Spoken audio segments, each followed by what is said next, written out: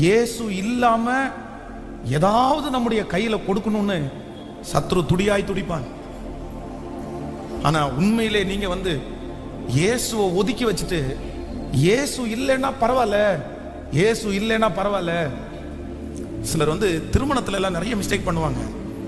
என்னன்னா, அந்த பிள்ளை மேல வச்ச பாசம், அந்த பையன் மேல வச்ச ஆசை, அந்த சொத்து மேல இருக்கிற மோகம், அந்த ஆசீர்வாதத்தின் மேல இருக்கிற அந்த கண்ணு, இல்லைன்னா தாமதமாகிறதுனால இருக்கிற அந்த அந்த உற்சாகம், இதனால எல்லாத்துலயும் சில நேரத்தில் மனசுக்குள்ள என்ன நினைக்கும் அப்படின்னு சொன்னா, இயேசு தானே நம்ம கூப்பிட்டுக்கலாம், இயேசு தானே அவர் வந்துருவாரு, அப்புறம் பண்ணிக்கலாம், அது இல்லாட்டி என்ன, மற்றதெல்லாம் இருக்கு.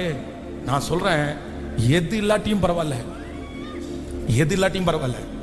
இந்த சத்தத்தை கேட்கிற வாலிப தம்பியும் தங்கச்சியும் ஒரு தீர்மானம் மட்டும் பண்ண. உன் வாழ்க்கையில பிசாசு இயேசு இல்லாம எது கொடுத்தாலும் நீ முதல்ல சொல்ல வேண்டியது என்ன அப்படின்னு